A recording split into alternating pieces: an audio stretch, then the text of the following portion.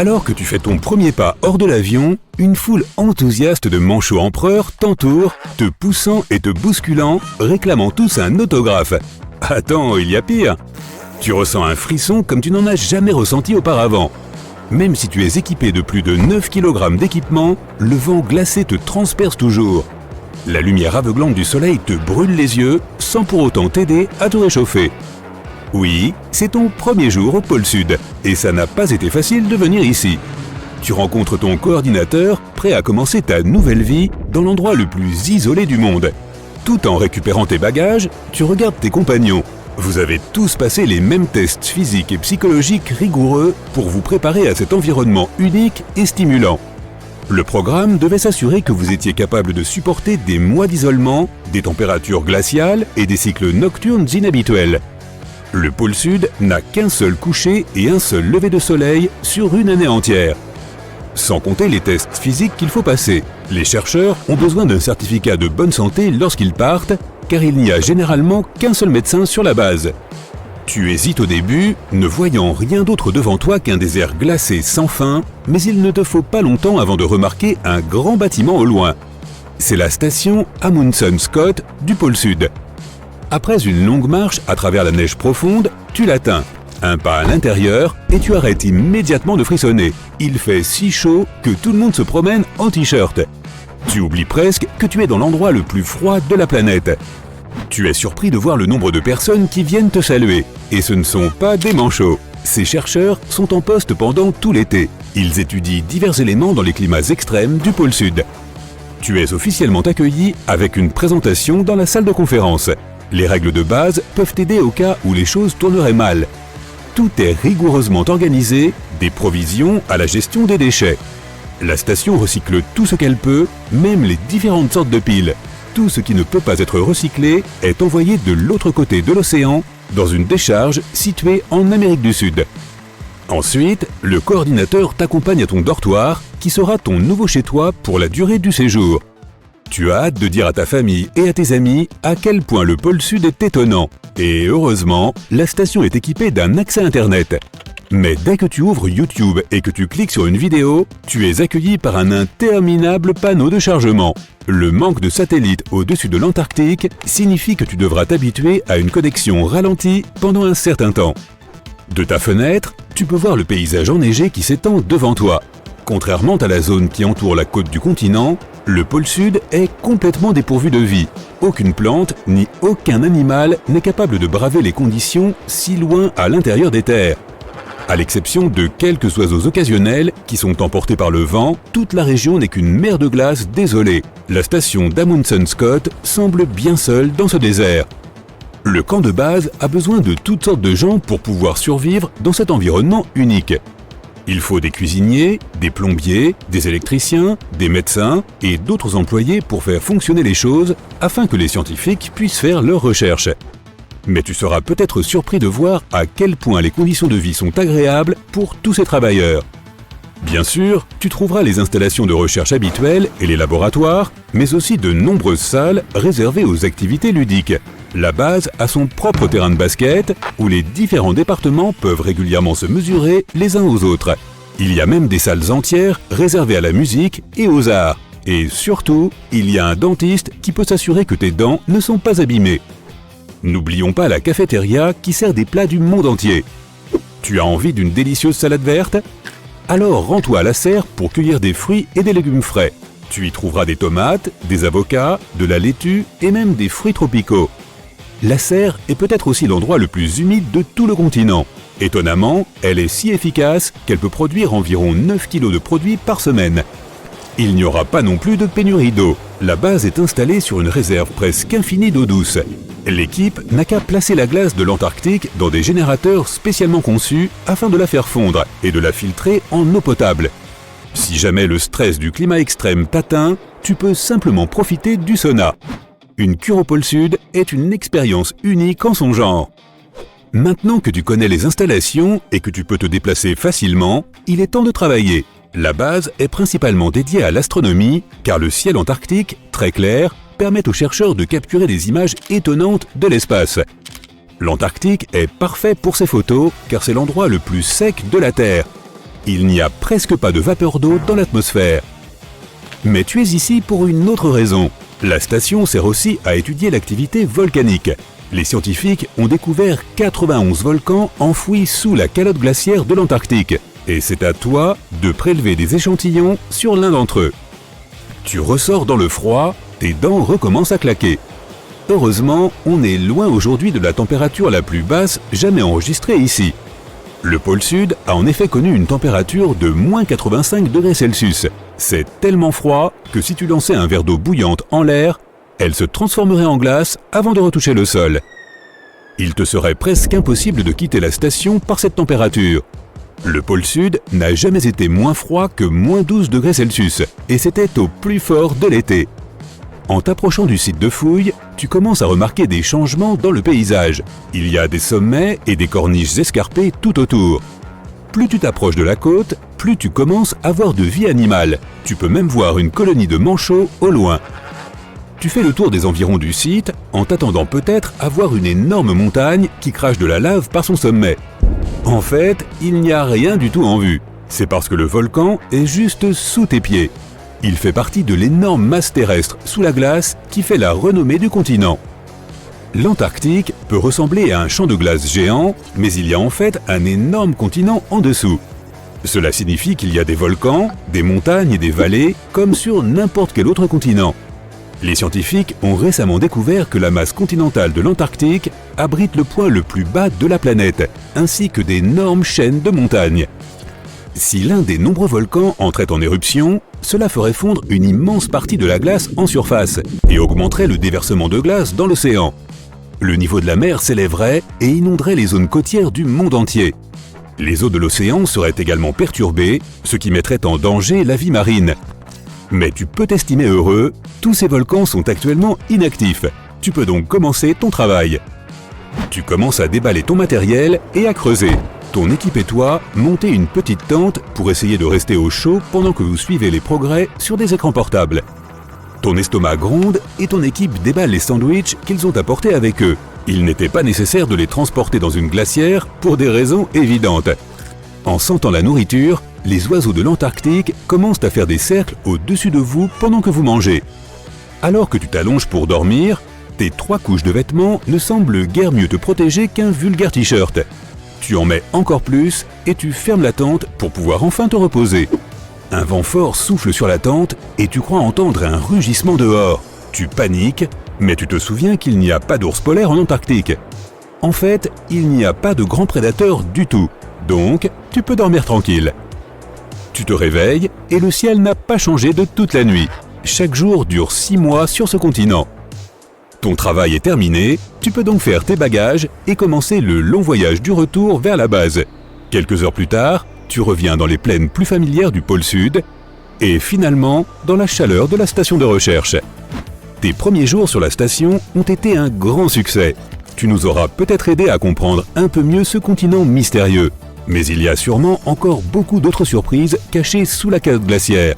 Qui sait ce que nous pourrions trouver à l'avenir ? Attention, cette vidéo va faire du bruit. Les poissons-crapauds ont une capacité unique. Ils peuvent créer un son très fort. L'oreille humaine ne peut généralement pas l'entendre, surtout si un seul poisson émet le son. Mais si plusieurs se mettent à le faire en même temps, tu ne pourras peut-être pas t'empêcher de l'entendre. Les poissons-crapauds vivent au large de la côte de Sausalito en Californie. Et chaque année, des milliers d'entre eux se rassemblent en banc pour faire la fête et crier. Ensemble, ils créent un son collectif qui peut être facilement entendu par les habitants vivant près du rivage. Le bruit que l'on peut décrire comme un bourdonnement sourd peut même pénétrer jusqu'au centre-ville. Certaines personnes sont évidemment gênées par ce bourdonnement constant. C'est un phénomène naturel unique, mais il y a un hic. À un moment donné, les poissons s'éloignent du rivage, mais le son persiste. Par ailleurs, les scientifiques ont prouvé que ce bruit créé par les poissons ne pouvait pas se propager dans la ville, et de nombreux habitants des zones côtières ne l'entendent pas. Malgré tout, certaines personnes continuent d'entendre ce bourdonnement étrange. Maintenant, imagine que tu as déménagé dans un petit village d'Écosse. Tu loues une chambre, tu dînes et tu vas te coucher. Alors que tu sombres lentement dans le sommeil, un bourdonnement étrange envahit ta chambre. On dirait que quelqu'un a démarré son moteur quelque part au loin. Le son est semblable à celui de basses puissantes qui sortiraient d'un haut-parleur. Le bourdonnement t'empêche de dormir, tu as des migraines et même des nausées. Le matin, tu découvres que d'autres habitants entendent aussi ce terrible bourdonnement. Ils te parlent d'une énorme usine située à proximité. Les machines, les moteurs, les chaudières à vapeur, les grandes bouches d'aération et les générateurs émettent un bourdonnement sourd qui traverse l'air. Les ondes sonores se propagent dans tout le village et gênent les personnes à l'ouïe fine. Cela fait plusieurs jours que tu entends ce son et que tu souffres d'insomnie. Et puis un jour, l'usine fait faillite. Les ouvriers quittent leur poste et éteignent tous les moteurs et les ventilateurs. Génial! Tu vas enfin pouvoir dormir en paix. Mais tu sais quoi? Le son ne disparaît pas. Il te suit où que tu sois. Et il ne s'agit pas de l'usine, du poisson ou du moteur d'un camion. Imagine que tu te promènes dans les rues d'une petite ville anglaise. Il y a beaucoup d'avions qui volent au-dessus de toi. Le bourdonnement qu'ils émettent te suit. Même dans ton lit, tu peux l'entendre. Tu te demandes s'il y a un aéroport à proximité. Tu poses la question aux habitants et tu découvres qu'il n'y a même pas de piste d'atterrissage ici. Mais alors, d'où vient ce son? Tu lèves la tête pour regarder en l'air et tu vois un ciel dégagé. Il n'y a pas d'avion, mais il y a du bruit. Et tu n'es pas le seul à l'entendre. Certains habitants sont sûrs que le bourdonnement provient du trafic à grande vitesse sur l'autoroute. Des milliers de voitures roulent dans les deux sens et laissent des ondes sonores massives derrière elles. Mais la nuit, il n'y a pas de voiture, et pourtant, le son reste. Tu es peut-être en train de devenir fou. Les histoires de plusieurs témoins à propos de ce bourdonnement te sauvent de cette folie. Et ce ne sont pas seulement les habitants de cette ville qui en font l'expérience. Environ 4% des personnes sur la planète entendent le bourdonnement. Des inconnus partagent ce bourdonnement qui les empêche de dormir et de se concentrer sur quoi que ce soit. Le son les suit partout et ne s'arrête jamais. Certaines personnes l'entendent toujours, alors même qu'elles déménagent à un autre endroit. Peut-être que tu l'entends en ce moment même et que tu n'y fais pas attention. Alors, fais-y attention. Si tu l'entends une fois, tu ne pourras plus cesser de l'entendre. Il existe un site web et un forum en ligne consacré au bourdonnement. Des gens du monde entier renseignent les coordonnées des endroits où ils ont entendu ce phénomène mystérieux. Tu peux trouver des milliers de ces coordonnées sur le site et même ajouter les tiennes. Les gens décrivent différents niveaux de bruit et partagent leurs sources. Certaines théories affirment que le bourdonnement n'est autre que le son de notre planète provenant du noyau. D'autres affirment qu'il provient de l'atmosphère. Des scientifiques ont même été consultés, mais ils ne connaissent pas la raison de ce phénomène. Les gens utilisent des micros et des amplis sophistiqués pour enregistrer le bourdonnement. Presque partout, ils détectent une vibration à basse fréquence qu'il est pratiquement impossible pour l'oreille humaine de capter. Elle se mêle au bruit des voitures, des imprimantes de bureau et des rames de métro. Parfois, les gens cessent de l'entendre, mais le bourdonnement augmente lorsqu'ils sont allongés dans leur lit. De nombreux témoignages émanent des habitants de certaines villes industrielles. Parfois, ces chercheurs de son ont réussi à trouver la source. Ils se sont retrouvés dans des usines avec des générateurs en marche où le son pénétrait dans le système de ventilation qui le propageait à l'extérieur du bâtiment. Lorsque les générateurs ont cessé de fonctionner, le son a disparu. Mais ce sont des cas rares. La plupart du temps, personne ne peut trouver la source du bourdonnement. L'un des endroits les plus célèbres où tu peux l'entendre se trouve dans la ville de Taos, au Nouveau-Mexique. Environ 2% des habitants entendent un bourdonnement étrange tous les jours. Certains touristes en font aussi l'expérience. Des scientifiques sont venus dans la ville pour étudier ce mystère, mais n'ont trouvé aucune explication. Selon certaines théories, l'acoustique inhabituelle de cet endroit est à l'origine du bourdonnement. D'autres pensent qu'il s'agit simplement d'une hallucination ou du pouvoir de suggestion collective. Tout le monde parle tellement du bourdonnement que le cerveau crée l'illusion d'un son qui n'existe pas. Les habitants croient que la nature du bourdonnement est mystique et associée à de mauvais esprits. Quoi qu'il en soit, personne n'a encore découvert la vérité. Le bourdonnement que les gens entendent partout dans le monde est peut-être le résultat de l'activité sismique des plaques tectoniques sous les eaux océaniques. D'énormes morceaux de la croûte terrestre se déplacent lentement et entrent en collision les uns avec les autres. Cela crée un bruit qui nous parvient sous la forme d'un bourdonnement. Mais pourquoi seules quelques personnes l'entendraient-elles? Peut-être qu'environ 4% de la population mondiale possède un sens unique de l'ouïe. Quoi qu'il en soit, les scientifiques n'ont pas non plus été en mesure de confirmer la théorie des plaques tectoniques. Certains chercheurs pensent que les sous-marins en sont la raison. Ils utilisent des signaux radio à basse fréquence pour communiquer dans le monde entier. Ces signaux se propagent à la surface et peuvent affecter le corps humain. Lorsque l'oreille capte ces ondes sonores, elle réagit et provoque des vibrations similaires au bourdonnement. Cela se produit parce que l'énergie sonore à basse fréquence entre en collision avec les tissus mous du crâne et stimule le nerf auditif. En fait, ce n'est même pas un son, c'est une hallucination qui est créée par ton cerveau. Quoi qu'il en soit, personne ne peut confirmer cette théorie non plus. Peut-être que les orages créent le phénomène du bourdonnement. Environ 8 millions d'éclairs frappent la Terre chaque jour. Chaque impact crée une puissante charge électromagnétique.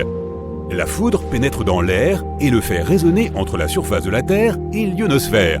Cela semble compliqué, mais le principe est simple. Imagine que tu souffles dans le goulot d'une bouteille. Tu entends ce faible bourdonnement ? La foudre fonctionne de la même façon avec l'air. Et ce n'est pas qu'un seul coup. Imagine des millions de ces coups de foudre. Les ondes sonores se propagent sur toute la planète et certaines personnes les entendent. Les éclairs frappent la Terre en permanence, si bien que le bourdonnement ne s'arrête jamais.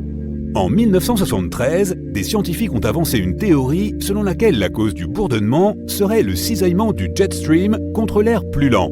En d'autres termes, le vent et les flux d'air rapides croisent les flux plus lents et un sifflement apparaît, amplifié par les tours électriques et les lignes à haute tension. D'ailleurs, les premiers témoignages de bourdonnement sont apparus dans les années 70. Les gens ont découvert l'existence de ce phénomène dans la petite ville britannique de Bristol. Des dizaines de résidents ont entendu ce bruit étrange dans différents endroits de la ville. Au début, ils l'ont ignoré. Puis le son est devenu de plus en plus irritant. Il empêchait les gens de travailler et de mener leur vie quotidienne. Ils n'arrivaient plus à dormir ni à se concentrer sur quoi que ce soit. Dans la ville voisine, il y avait un entrepôt avec des ventilateurs industriels. Les habitants étaient sûrs que c'était la raison du bourdonnement. L'entrepôt a cessé de fonctionner quelques années plus tard, mais le son est resté. Tu peux même encore l'entendre aujourd'hui si tu visites la ville. Il existe de nombreuses théories sur le bourdonnement, mais on peut en éliminer presque la moitié grâce à un seul facteur. Les plaques tectoniques, l'activité sismique, les éclairs, la croûte terrestre et la résonance de l'air sont des phénomènes naturels. Or, les gens n'ont pas parlé du bourdonnement avant les années 70.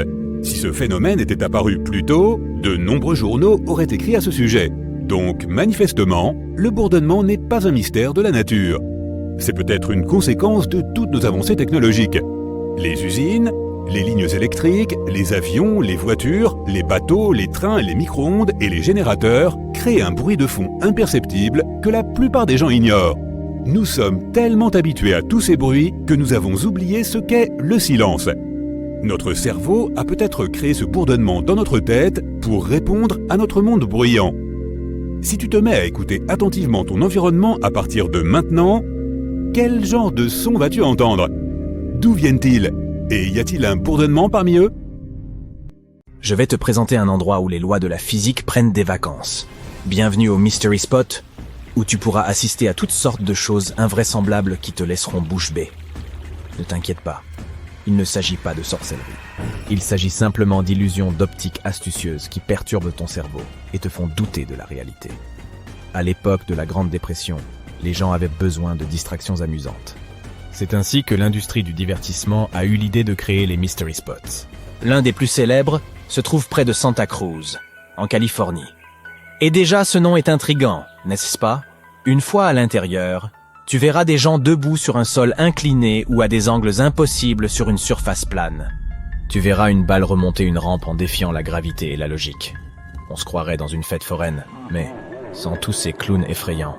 L'endroit est connu pour ses démonstrations qui, sur le chemin pentu qui mène au bâtiment, et à l'intérieur même de celui-ci, semblent passer outre les lois de la gravité et de la physique. La hauteur et l'orientation des objets te paraîtront erronées. Parmi les illusions, tu verras des balles rouler vers le haut et des personnes se pencher plus bas que ce qui est normalement possible sans tomber. Les psychologues de Berkeley affirment que toutes ces perceptions erronées proviennent du simple fait que la maison est inclinée à un angle de 20 degrés. Notre prochaine étape se situe également aux États-Unis, mais cette fois au barrage Hoover dans le Nevada. Ici aussi, la gravité semble se jouer de nous. Si tu t'y rends un jour, fais l'expérience suivante. Verse l'eau d'une bouteille sur le barrage. Tu verras qu'au lieu de descendre, l'eau se mettra à couler vers le haut. La raison en est un courant ascendant très puissant créé par la structure du barrage. En d'autres termes, l'eau est emportée vers le haut par le vent. Cette bizarrerie n'est pas propre au barrage. Il existe une cascade inversée dans les îles Féroé. Ce phénomène météorologique naturel est connu sous le nom de chute d'eau inversée. Imagine un gigantesque tourbillon d'embrun remontant le long d'une falaise rocheuse et abrupte de 470 mètres de haut. Comment ce phénomène fou se produit-il ? Tout simplement grâce à une colonne d'air en spirale qui tourne à proximité des falaises en créant un effet de mini-tornade. Lorsque le vent atteint le bord de la falaise, il augmente en force et entraîne l'eau côtière, qui éclabousse alors la falaise et crée un immense entonnoir d'eau et de vent. Apparemment, ces chutes d'eau inversées existent dans différents endroits, près des falaises de Moher en Irlande, dans les montagnes d'Islande, et même sur le site des chutes de Waipuya à Hawaï. C'est dire si Dame Nature sait faire preuve d'habileté. Ah, la colline magnétique du Ladakh, en Inde. La destination ultime pour un road trip hallucinant. Ici, tu pourras voir des objets et des voitures remonter une colline comme s'ils étaient pris dans une espèce de vortex magnétique. Il s'agit d'une illusion d'optique due aux pentes et à la configuration générale du paysage. La route semble monter, mais en réalité elle descend, et joue un tour à ton cerveau comme un malicieux magicien. Il se peut aussi que tu vois ta voiture se déplacer toute seule au point mort. Non, elle n'est pas hantée. Il ne s'agit que de physique élémentaire. Même lorsque le moteur est éteint, les roues peuvent encore tourner grâce à l'élan et à la pente de la route. Le mont Aragat est assez similaire à la colline magnétique du Ladakh. Lui aussi attire les amateurs de sensations fortes et les passionnés de voitures. Il se trouve à la frontière entre la Turquie et l'Arménie, et il a la réputation de permettre aux voitures de défier la gravité. Des gens du monde entier visitent cette montagne pour assister au spectacle incroyable d'une voiture garée sur la pente qui semble rouler toute seule vers le haut, sans qu'aucun conducteur ne soit derrière le volant. Une rivière voisine coule également en amont. Les personnes qui ont visité ce site affirment qu'il est plus facile d'y monter que d'en redescendre. Notre 6e étape est le rocher d'or de Birmanie. Ce rocher semble sur le point de dévaler la colline à tout moment, mais il ne bouge pas. Il est là depuis plus de 2500 ans. Il s'agit de la pièce maîtresse d'une pagode étonnante qui s'élève à 16 mètres au-dessus du sol. Selon la légende, le rocher serait maintenu en place par une mèche de cheveux de Bouddha. Pas étonnant que cet endroit soit l'un des plus importants sites de pèlerinage bouddhiste de Birmanie. Le rocher aurait été choisi par un roi céleste qui était impressionné par l'incroyable ascèse d'un moine bouddhiste. Il a donc utilisé ses pouvoirs surnaturels pour placer soigneusement ce gros caillou à son emplacement actuel. Et il ressemble un peu à la tête d'un moine. Comme si cela ne suffisait pas, on dit que seule une femme peut déplacer le rocher. Du coup, les femmes ne sont pas autorisées à le toucher. Si l'aventure te tente, va voir ce magnifique rocher et cette pagode, et tu auras l'impression de vivre un rêve éveillé. Retour aux États-Unis. Oregon Vortex se trouve à Sardine Creek, dans l'Oregon. Cette attraction touristique existe depuis 1930. Esseuse propriétaire affirme que le site est le lieu d'une activité paranormale, mais il est évident qu'il s'agit en fait d'astucieuses illusions d'optique.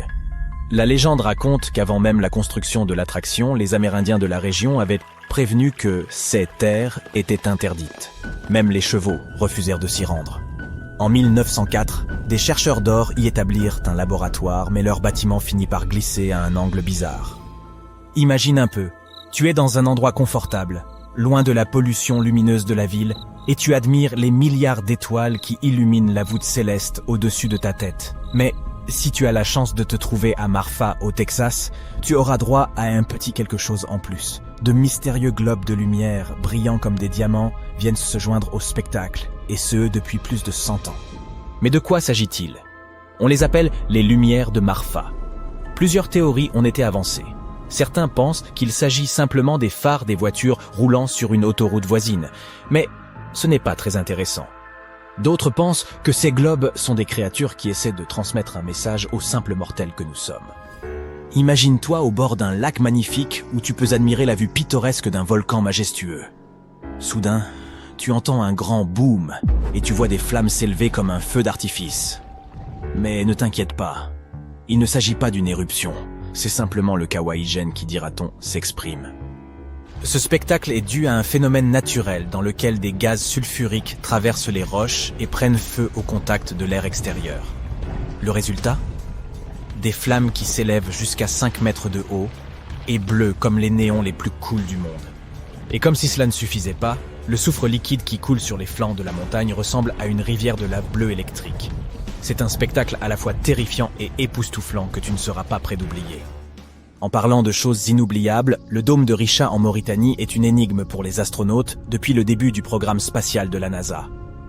Cette structure circulaire de la croûte terrestre est le résultat d'un phénomène volcanique géant totalement effondré à la suite d'une longue érosion différentielle. En allant du centre de la structure vers l'extérieur, on remonte le temps, les couches rocheuses les plus anciennes se trouvant au centre. Ce phénomène géologique est constitué de roches sédimentaires et ignées et mesure 45 km de diamètre.